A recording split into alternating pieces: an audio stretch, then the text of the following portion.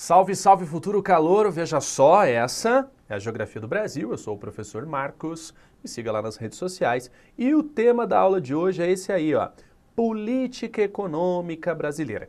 Então aqui o meu intuito não é falar da economia em si, né, porque já teve uma aula para isso. Aqui é falar o quê? De como o Estado vem tentando reger a economia do Brasil.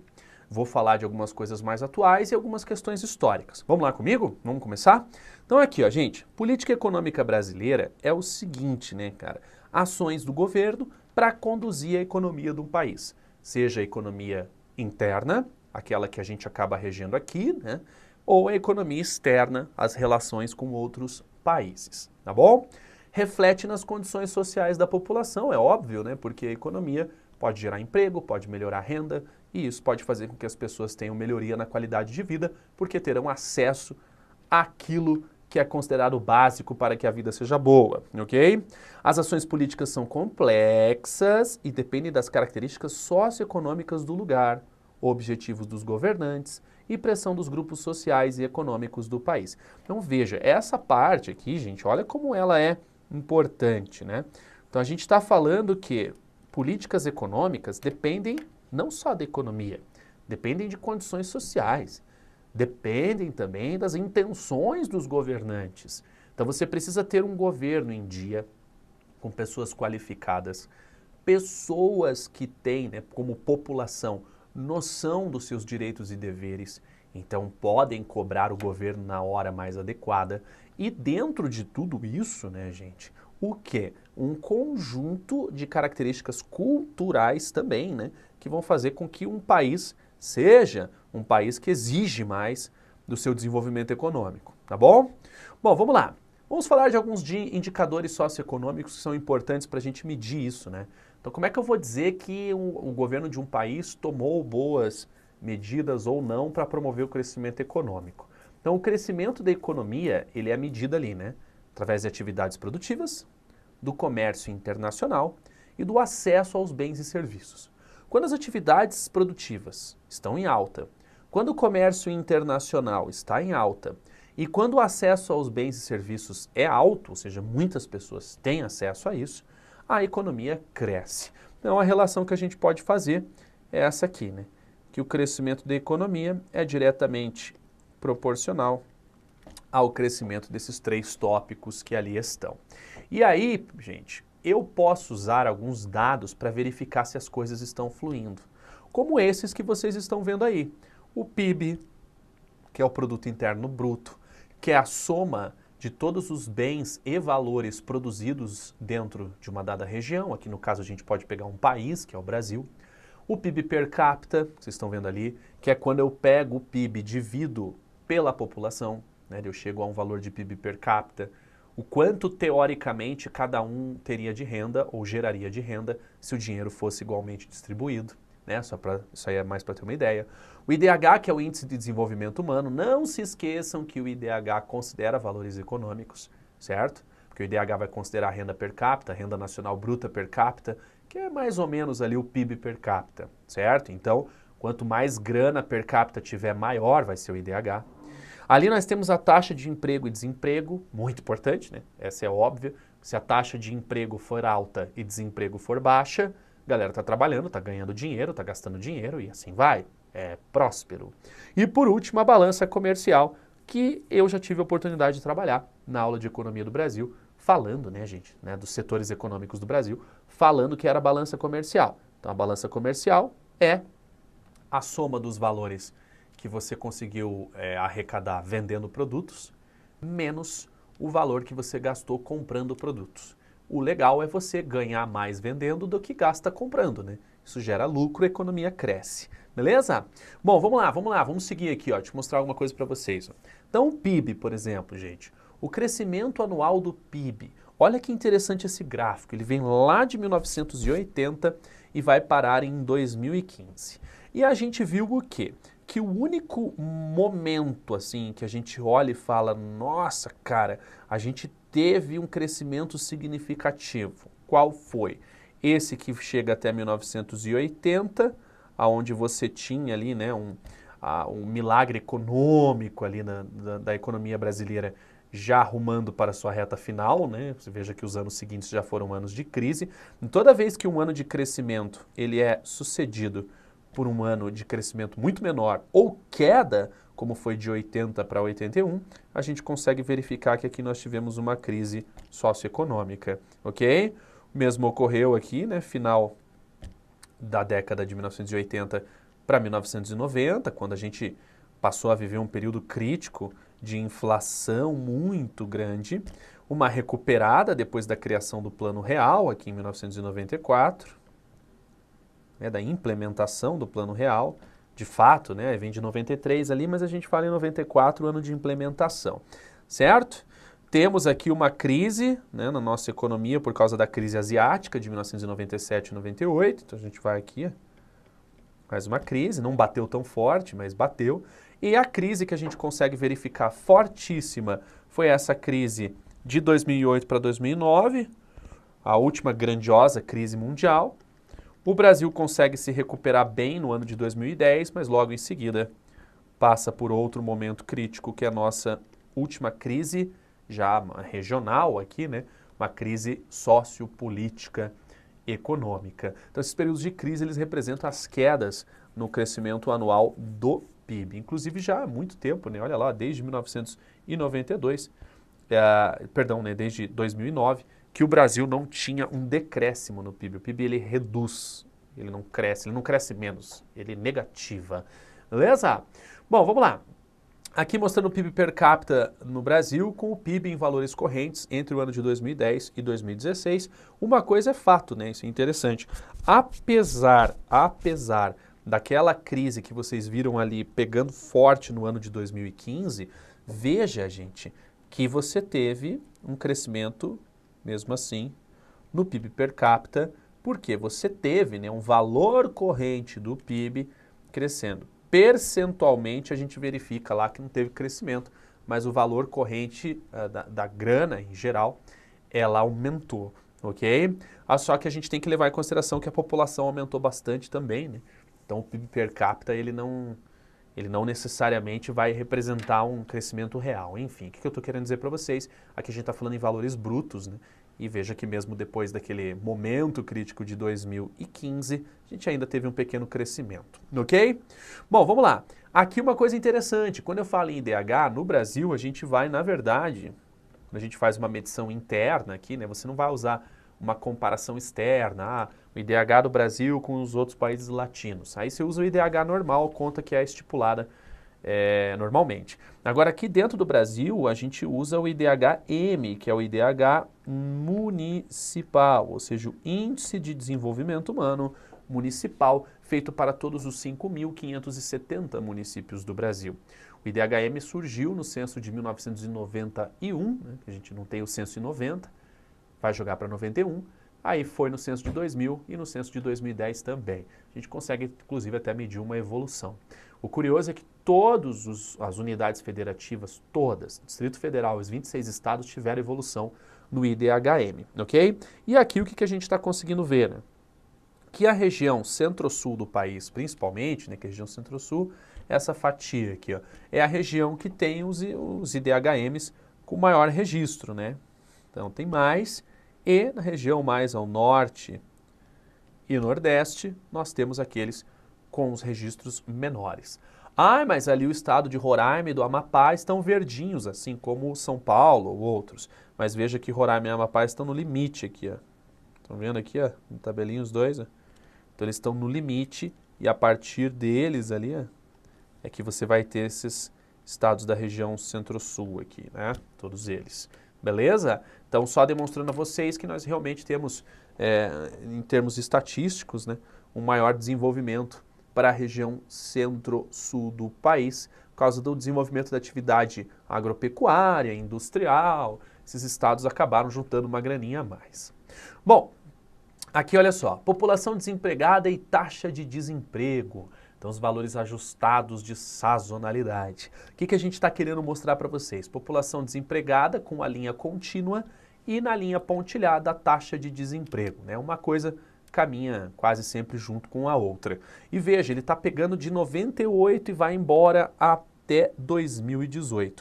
O que a gente consegue ver? Um crescimento significativo aqui, ó, principalmente, né, no período aqui, ó, 2013, 2014, que é aquele período de crise que eu falei para vocês, na nossa crise mais interna que ocorreu aqui, porém esse aumento já vem desde 2009, né? Porque você quase que emenda uma crise na outra. Esse período de 2009, dos resultados da grande crise mundial, isso meio que engata junto com a nossa outra crise que foi muito forte ali no ano de 2013 para 2014. Como o desemprego estava numa taxa tão alta, era muito difícil ele piorar mais. Então o Enem pode explorar isso com vocês, né?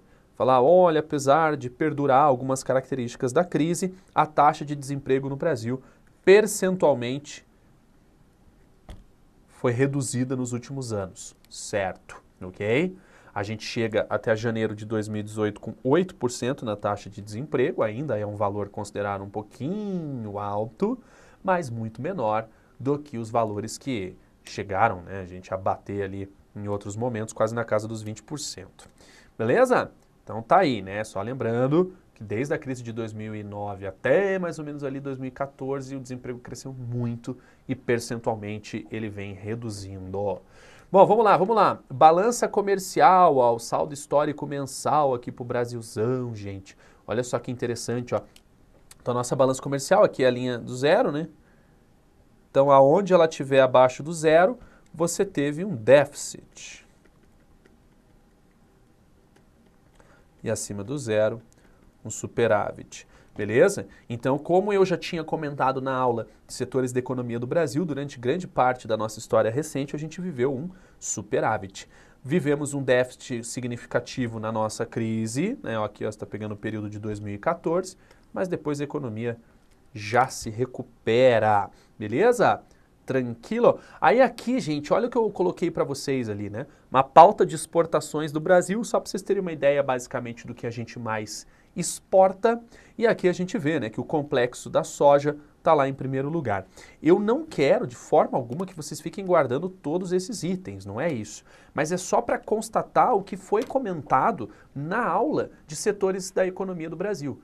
Que o Brasil ele mantém o PIB dele em superávit, basicamente vendendo produtos que são produtos da agropecuária, produtos manufaturados e semi-manufaturados.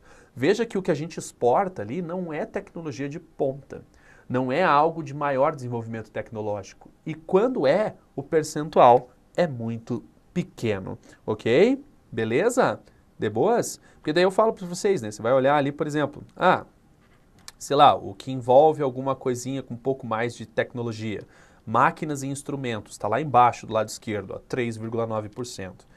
Aí você vai pensar, pô, mas a gente exporta avião, a gente exporta produtos, a gente exporta veículos, automotores, motos, automóveis, mas é num percentual tão pequeno que você não está vendo ali, ok? Então, para manter o nosso superávit, é através dos produtos manufaturados, semi-manufaturados, os produtos de desenvolvimento agrícola e por aí vai. Bom, veja só. Aqui eu trouxe para vocês, então, um pequeno histórico de políticas regionais e mundiais que o Brasil teve para tentar desenvolver a sua economia. Eu não vou explicar cada um deles, é apenas para que você faça um link. Alguns desses processos não são nem vistos na geografia, mas você pode ver lá na história, na sociologia e assim vai. Então é apenas para você dar uma relembrada. Então veja só, as políticas regionais entra plano de metas, governo JK, 50 anos em 5 e tal, tá? A política de desenvolvimento regional, construção de rodovias, trocar a capital de lugar, vai para Brasília e assim vai. O PND, que é o Plano Nacional de Desenvolvimento 1 e 2, ok? Que começa lá no período militar. Esses planos também, planos de política regional, de ampliar o desenvolvimento econômico no país. E aí, né, gente, entra outras tantas medidas, como o benefício fiscal para algumas empresas e assim vai. A Zona Franca de Manaus, que vai ocorrer até antes, né, que o PND, 1967, criada ali no início do período militar, visava o quê? Né? Criar um complexo industrial lá na região de Manaus, para urbanizar aquela região, ocupar aquela área e assim vai, né? Tentar desenvolver também. E os programas de transferência de renda que já vem lá no início do governo PT com o Lula, esses programas como o famoso Bolsa Família que são programas que tentam o quê, né? Acabar com a miséria em regiões mais precárias do nosso país, beleza? E aqui, gente, quando a gente fala em política econômica mundial, as transnacionais, as empresas estrangeiras que vieram para o nosso país para tentar gerar emprego, desenvolvimento, o choque do petróleo e a estagnação econômica, nós temos vários choques do petróleo, mas aqui ele está falando do primeiro ali, né? A partir de 1973, da primeira grande crise, as privatizações que ocorreram em 1990, porque termina o período militar e o Brasil realmente está numa condição complicadíssima, elevada inflação, e aí você vem nesse período neoliberal, o Brasil entra nessa onda neoliberal e passa a adotar as políticas de privatizações das empresas estatais. E ali, gente, a aproximação com os BRICS e os países latinos, isso já no século XXI, né, gente? Quando você tem a criação do Mercosul, o Mercosul ele é assinado, né, o Tratado de Assunção em 1991, mas o Mercosul ele vai passar a valer, de fato, em 1995. E os BRICS vêm um pouquinho depois, né? Os BRICS eles passam a interagir com mais intensidade ali a partir de 2009, beleza? Então os BRICS, que é essa espécie aí, né, não é um bloco econômico, né, mas é uma reunião para definir acordos econômicos que acontece todos os anos entre Brasil, Rússia, Índia, China e África do Sul, beleza? Ó, aí aqui, gente, uma coisa muito importante, vamos lá, a gente está num momento delicado e há já algum tempo para falar sobre isso, que é a corrupção.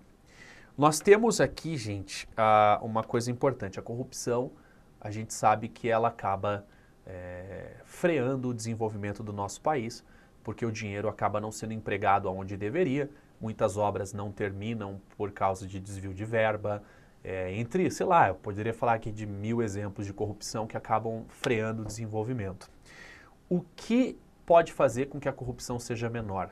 A percepção da população em relação a essa corrupção, ou seja, a população percebe algo errado, cobra a solução para que este algo se fortaleça, não, mas vamos lá, resumindo para vocês, a população sabe que algo está acontecendo errado, cobra o Estado e o Estado se obriga a tentar sanar esse problema. Isso se chama percepção da corrupção.